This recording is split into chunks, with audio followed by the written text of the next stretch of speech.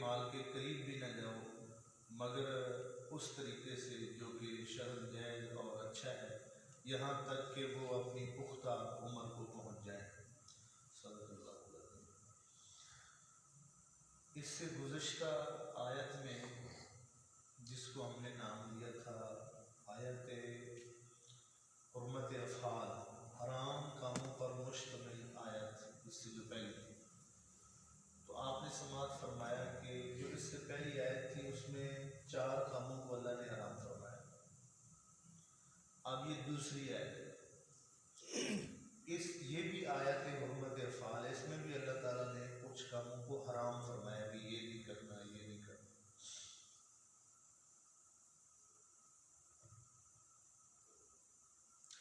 और इस आयत में भी 4 कामों को अल्लाह ताला ने जो है वो हराम फरमाया है, ये ऐसा नहीं करना, ऐसा नहीं। उनमें से पहला हुक्म और पहला फेल जो है वो आज हम पढ़ने जा रहे हैं, और वो है यतीम के माल के बारे में। अल्लाह ताला इरशाद फरमाता है कि वला तक़रबू, और तुम करीब भी न जाओ। और एक और मकाम पर अल्लाह ताला ने फरमाया वला तअकुलू, ना खाओ। जहाँ फरमाया करीब भी न जाओ, वहाँ फरमाया ना खाओ। माल अल यतीम, यतीम के माल के करीब भी न जाओ। इसका मतलब ये नहीं है कि यतीम के माल के करीब जाना ये कोई हराम है। जब नीयत बदलेगी तो फिर करीब जाना भी हराम हो जाएगा, क्योंकि आगे आ रहा है इसी इससे हुक्म का अगला हिस्सा। और जब नीयत दुरुस्त होगी तो फिर करीब जाना ना ये कि सिर्फ जायज़ होगा बल्कि बायस अजर व सवाब हो जाएगा। वला तक़रबू, वैसे मेरे मालूमात के मुताबिक कि कुरान पाक में 2 हराम काम ऐसे हैं जिनके लिए अल्लाह ने फरमाया ला तक़रबू। एक अभी अभी आप पढ़ चुके हैं पिछली आयत में, वला तक़रबुल फ़वाहिश। पिछली आयत में आप ज़ियारत भी कर सकते हैं, इससे पिछली आयत में नीचे से 2 लाइनें छोड़ के ऊपर देखो तीसरी, वला तक़रबुल फ़वाहिश, ज़ना के करीब भी न जाओ। वला तक़रब, फाहिश भी है ये, करीब भी नहीं। यहाँ भी फरमाया वला तक़रबू माल अल यतीम, बुरी नीयत के से यतीम के माल के करीब भी न जाओ। वला तक़रबुल फ़वाहिश, ज़ना के करीब भी न जाओ। ये नहीं फरमाया ज़ना न करो, फरमाया ज़ना के करीब भी न जाओ। हर वो रास्ता जो तुम्हें बेहयाई के फेल तक ले जाए वो रास्ता भी हराम है। हर वो तरीका जो जायज़ तो है लेकिन उस तरीके से तुम किसी न किसी तरह यतीम का माल तुम खा सकते हो, तुम्हारे पास खलक मलक हो सकता है, तुम्हारे माल के साथ मिल सकता है, वो भी हराम है। इससे इसकी नज़ाकत का आप अंदाज़ा लगा सकते हैं। वला तक़रबू माल अल यतीम, यतीम के माल के करीब वो बच्चा या बच्ची, इंसानों में से वो बच्चा या बच्ची जिसका बचपन में बाप फौत हो जाए उसको यतीम कहते हैं। बालिग होने से पहले नाबालगी की उम्र में बाप फौत हो जाए तो उसको यतीम कहते हैं। बालिग होने वाले के बाद अगर बाप फौत होता है तो उसको यतीम नहीं कहते, वो तो हर बंदा यतीम है जो बूढ़ा है जिसका बाप फौत।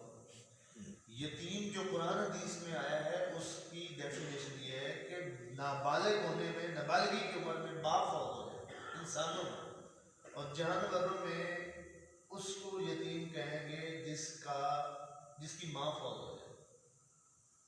वो जानवर जिसकी माँ फौत हो जाए उसको यतीम कहेंगे। इंसानों में उसको यतीम कहेंगे जिसका बाप फौत हो जाए लेकिन वो भी नाबालिग उम्र में, बालिग होने से पहले बालिग होने के बाद आप सल्लल्लाहु अलैहि वसल्लम ने फरमाया बलूगत के बाद कोई यतीम नहीं। आप सल्लल्लाहु अलैहि वसल्लम ने फरमाया बलूगत के बाद कोई यतीम। बाद लोग बुढ़ापे में बाप चला जाता है तो दूसरे तज़ियत करते हुए ये जुमला बोलते हैं यार हम यतीम हो गए। आप सल्लल्लाहु अलैहि वसल्लम ने फरमाया बलूगत के बाद कोई यतीम नहीं। तो वो यतीम के माल के करीब न जाओ मगर एक तरीके से, इल्ला मगर बिल्लती उस तरीके से, हिया जो अहसनु बेहतर है, अहसन है, अच्छा है, वो तरीका जो अच्छा है, अहसन है, उस तरीके से आप यतीम के माल को इस्तेमाल कर सकते हैं, उसके करीब जा सकते हैं। वो कौन सा तरीका है जिसको आप दूसरा नाम ये भी दे सकते हैं कि जो शरअन जायज़ है, शरीयत ने जिसकी इजाज़त दी, और वो क्या है? मसलन इस नियत से कि यतीम का माल जो है, अच्छा यतीम का माल कौन सा है जो अल्लाह ताला ने फरमाया माल अल यतीम, कौन सा माल? वो माल जो विरासत में यतीम को मिला है, बाप फौत हो गया तो उसकी जो प्रॉपर्टी है उसने छोड़ी, वो भी यतीम का, या यतीम ने खुद कमाया है, या किसी ने तर्स खाते हुए यतीम को दी है। ये तीनों किस्म के माल यतीम के, और तीनों माल अल यतीम में शामिल है, इनके करीब नहीं जाना, ठीक है। लेकिन आसन और शर्म जो जायज़ तरीका वो क्या माल? कोई पैसा है यतीम का, आपके पास है या यतीम के पास, आप उसको लेके किसी कारोबार में लगा देते हैं, तिजारत में, इस नियत से कि इसमें प्रॉफिट आएगी, इसका माल बढ़ेगा, और जो प्रॉफिट आएगी उसमें 1% का करोड़वां हिस्सा भी मुझ पर आराम है, वो सब किसी का है, ये जायज़ है। आप उसका माल ले रहे हैं, इस्तेमाल कर रहे हैं, असल भी उसका, प्रॉफिट भी उसका, उसमें मेरा बिल्कुल कोई किसी किस्म का तक मेरा कोई, ये जायज़, बल्कि बायसे अजर व सवाब है। आप उसका मकान है, उसका प्लाट है, उसके प्लाट के ऊपर कोई मकान या दुकानें बना के अपने पैसों से या उसके पैसों से आगे किराए पे देते, उससे जो प्रॉफिट आता है वो उसी का है। आपका कोई उससे दूर दूर तक कहीं ताना बाना आपके नफे का उसूल नहीं, सिर्फ उसी के।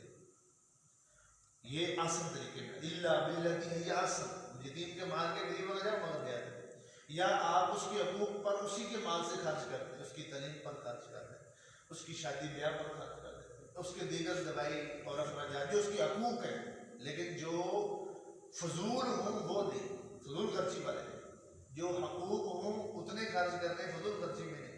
यहाँ तक उलमा ने फरमाया कि अगर यतीम की शादी करते हुए आप उसके निकाह या वलीमे पर भी माल खर्च कर रहे हैं, जब गैर ज़रूरी हो जाए, जैसे हमारे यहाँ होते ही गैर ज़रूरी है, सारे एक 50-20 डिशें लगाई होती हैं सिर्फ ये रिश्तेदारों और दोस्तों में अपनी टौर बनाने के लिए, और फखरिया खाने होते हैं, ये हराम है, हराम है। और ये पेटों में जितने भी डालने आएंगे, जिनको पता होगा कि ये यतीम के माल से ये सारा किया गया है, वो जितने भी वहाँ खाने आएंगे वो पेटों में क्या डालेंगे वो आपको मैं बाद में ऐसे सुनाता हूँ। यहाँ तक कि बाप फौत हो गया जिसकी वजह से ये बच्चा यतीम हुआ, उसी यतीम की माल से जो बाप छोड़ कर गया था विरासत में, उसका कुल किया जा रहा है, उसका साता किया जा रहा है, उसका दसवां किया जा रहा है, और साता दसवां तीजा कुल ये सारे खत्म चलीस में करते हुए खुला खाया जा रहा है, और लंगर देगे पकाई जा रही है, हराम है, खाने वाले भी हराम खा रहे, खिलाने वाले भी। जब पता चल जाए कि ये उसी यतीम के माल में से है, ना तो शरीयत इनको जरूरत कहती है, और ना लोग इनको कहते ये जरूरत है, ये तो हमारी अपनी बनाए हुए जिसमें है। बहुत कब चाचा फौत हुआ तो उन्होंने 5 दे के पकाए थे, हम तो 10 पकाए, उन्होंने जो है वो आलू गोश्त पकाया था, हम तो मटन पकाए। बात समझ आए? ये दोनों दावतें ऐसी हैं कि यतीम के अगर माल से की जाए तो उनके खाना खिलाना दोनों हराम है, और ये हमारे यहाँ आम होता है। हमें थोड़ा सा अचंभा लग रहा है क्योंकि जो गुनाह पर चलते चलते जब आम हो जाता है ना तो फिर उसको हम गुनाह समझते ही नहीं। अल्लाह हम सबको इससे माफ़ फरमाए। मैं आपको ये अर्ज कर रहा था कि अल्लाह ताला फरमाता है फला तक़रबू माल यतीम, यतीम के माल के करीब भी न जाओ, मगर एक तरीका है, वो कौन सा? इल्ला बिल्लती हिय अहसन, मगर वो जो शरअन जायज़ है। शरअन जायज़ कौन कौन से मैंने आपको थोड़े से बताए, वरना बहुत सारे हो सकते हैं। आप यतीम का माल लें, उसके ऊपर लगाएं, या अपने साथ मिलाकर इस नियत के साथ कि जो प्रॉफिट आएगी वो सारा इसी का, मेरा उस पर 1% का करोड़ों हिस्सा भी मुझ पर आ रहा है। ये जो आप उसके साथ कर रहे हैं ना, ये ना सिर्फ कि जायज़ है बल्कि बहुत बड़ा अजर और सवाब का बायस है, अगर आपकी नीयत उसमें दुरुस्त रहे। और जब ऐसा करते रहो, ये कब तक आपने करना है? ऐसा करते रहो हत्ता यहाँ तक के यबलुगा अशुद्धहु, वो यतीम अपनी पुख्ता उम्र को पहुंच जाए। अशुद्धा कहते हैं पुख्ता, शिद्दत से पुख्ता। और इसमें उलमा जो है सूरत निसा में आप पढ़ चुके हैं, वहाँ पर भी यतीम के अहकाम हमने पढ़े थे। वहाँ पर अल्लाह ताला ने फरमाया यहाँ तक कि वो निकाह की उम्र को पहुंच जाए। तो गोया कि आप यबलुगा अशुद्धा की तफसीर वो ऐड कर रही है कि पुख्ता उम्र कौन सी, यानी निकाह की उम्र। हज़रत इमाम अबू हनीफा रज़ियल्लाहु अन्हु फरमाते वो 25 साल की उम्र। वैसे निकाह की मसनून उम्र 25 साल, निकाह की मसनून उम्र 25 साल से पहले। सैयदुल अंबिया सल्लल्लाहु अलैहि वसल्लम ने जब पहली शादी फरमाई थी हज़रत खदीजतुल कुबरा रज़ियल्लाहु ताला अन्हा से, तो उस वक्त आपकी उम्र मुबारक 25 साल। और सैयदा खदीजतुल कुबरा रज़ियल्लाहु ताला अन्हा की, वो तो चूँकि बेवा थी, उनकी उम्र मुबारक 40 साल, वो तो बेवा थी। मर्दों में शादी की मसनून उम्र 25 से पहले। और ये इसको कुरान यबलुगा अशुद्धा कहता है, पुख्ता। ज़हनी तौर पे भी बंदा पुख्ता होता है, उसकी ज़ियानत पुख्ता होती है, और जिस्मानी कुव्वत में भी उस वक्त ये पुख्ता होता है। 33 साल के बाद बंदा अधेड़ उम्र को चलना शुरू हो जाता है, और 40 साल तक वो उसकी 33 साल से लेकर 40 साल के बीच में ये जो 7 साल है इसको अधेड़ उम्र कहते हैं। और 40 साल के बाद, अधेड़ उम्र का मतलब है कि 33 साल तक वो जवान, उसको जवान होता रहता है। 33 साल के से लेकर 40 साल के दरमियान जवान होना रुक जाता है, और बुढ़ापा भी नहीं होना शुरू होता। 33 साल तक बंदा जवान होता रहता है, उसके अंदर की हर जो कुव्वत है वो जवान ऊपर जाती रहती है, जवानी की पुख्ता हो जाती। उसके बाद वो प्रोसेस रुक जाता है, और 7 साल तक वो रुका रहता है, न बुढ़ापा शुरू होता है न जवानी शुरू, 7 साल। फिर 40 साल के बाद बुढ़ापा शुरू हो जाता है, 40 साल के बाद बुढ़ापा शुरू। अल्लाह ताला ने सूरत लुकमान में एक दुआ फरमाई है कि वो शख्स जिसकी उम्र 40 साल हो जाए वो दुआ ये पढ़ना शुरू कर। हजरत लुकमान अलैहिस्सलाम ने अपने बेटे को 40 साल उम्र हो जाए ये दुआ पढ़।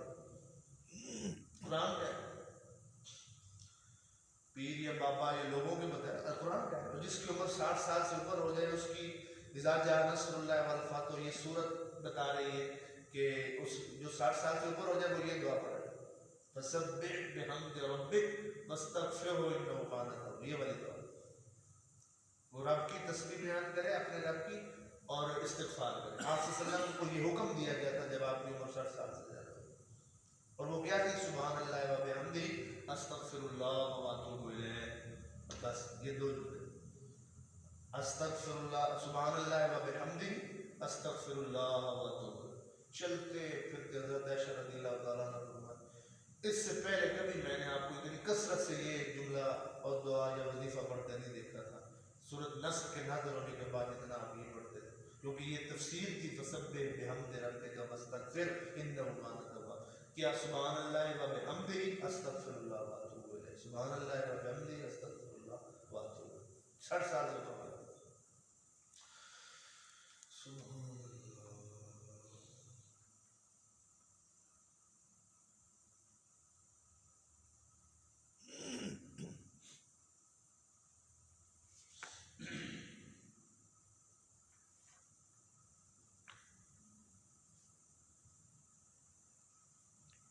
अल्लाह अकबर।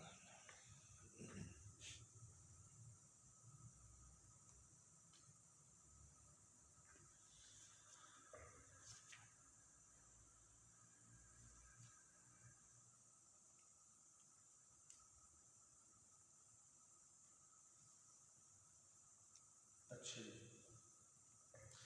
तो अल्लाह ताला फरमाता है वला तक़रबू, यतीम के माल के करीब न जाओ मगर जायज़ तरीके से। जायज़ तरीके कौन कौन से थे वो भी मैंने बताया। और यहाँ तक कि जब वो पुख्ता उम्र को पहुँच जाए, निकाह की उम्र को, शादी, तो उस वक्त उनका माल, पुख्ता उम्र से एक बात ध्यान में रखनी है, ज़हनी तौर पर भी वो समझदार हो गए। अगर उनको माल उनको दे दिया जाए तो वो फजूल खर्ची या उनसे कोई ले नहीं लेगा जाए, नफ़े नुकसान के समझदार हो गए। और जिस्मानी तौर पर भी वो अपना माल संभालने के इसका तो उनकी सपोर्ट कर, यहाँ तक आपने संभाल के रखा, इस तरीके से उनको अपने साथ मिलाया ताकि उनका नफ़ा बढ़ता रहे, उस उम्र को पहुँचे उनके सपोर्ट। इतनी देर जो आपने रखी, गोया कि आप यतीम की परवरिश करते रहे, गोया कि आप यतीम की परवरिश करते, ये बायसे अजर और सवाब है। और अल्लाह हम सबको माफ़ फरमाए। बाप के फौत होने के बाद जो चचा होता है या रिश्तेदार होते हैं वो किस अंदाज में उस यतीम बच्चों की बराबर नहीं पाते, बल्कि बेवा के साथ कुछ लोग तो शादी इस नीयत से करते हैं ताकि इसका माल में अच्छी आऊँगा। बेवा औरतों से उसके फौत होने के बाद शादी ही इसलिए बाद दफ़ा करते हैं कि उनकी नीयत होती है इसका माल, वो जो माल है वो यतीमों का माल है, जिसके बच्चे हैं उनका माल है। ये बहुत बड़ा गुनाह है। बल्कि पूरे कुरान में आप देखिए कि सूरत निसा निकालिए इससे पिछले मजलिस में, इससे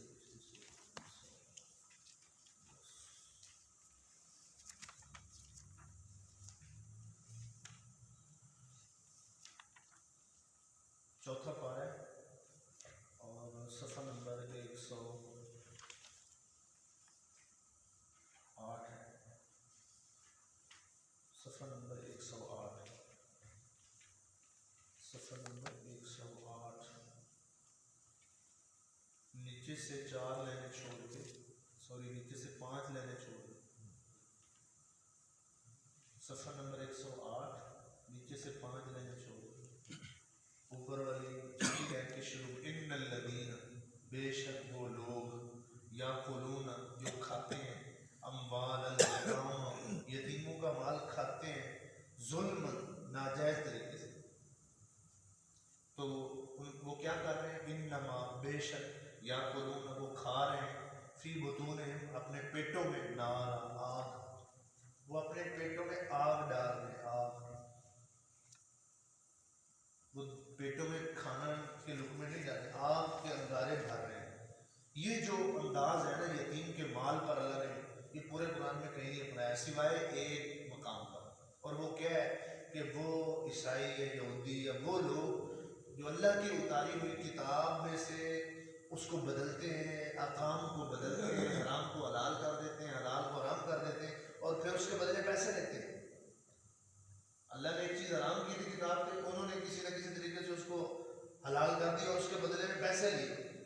उस मकाम पे अल्लाह ताला ने फरमाया कि ये लोग अपने पेटों में आग डाल रहे हैं, और एक इस मकाम पर फरमाया कि लोग अपने पेटों में आग डाल रहे हैं। ये दो जुर्म कुरान में ऐसे हैं जिनके लिए अल्लाह ने ये अंदाज बताया, ये उसको बताया कि ये लोग अपने पेटों में एक हलाल और हराम और किताब को बदल कर उसके बदले पैसे लेते हैं तो अपने पेटों में आग डाल रहे हैं, और एक यतीम का माल खाने वाला अपने पेटों में आग डाल रहा है। अब आप बताइए इससे बड़ा क्या है? हमारे यहाँ सबसे बड़ा अलमिया क्या है मुसलमानों में कि हम जो जुल्म होते हैं ना हकूक़ुल इबाद के हवाले से, अखलाकियात के हवाले से जो हमारी ज़्यादती होती है, हम उनको इबादत के पर्दों में छुपाना चाहते हैं।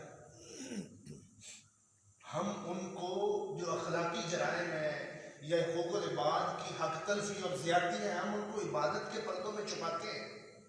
खा पी गया बहन भाइयों का ले उड़ा सारा, आजकल माशाल्लाह बड़ा हाजी साहब है, 10 उम्रें की 20 उम्रें की तहज्जुद कभी नहीं, हर साल एतकाफ बैठते हैं, मस्जिद नबी शरीफ में एतकाफ हर साल मुसलसल 10 सालों में आप एतकाफ में बैठे, दस्तरखान उनका लगा हुआ है, क्या बात है।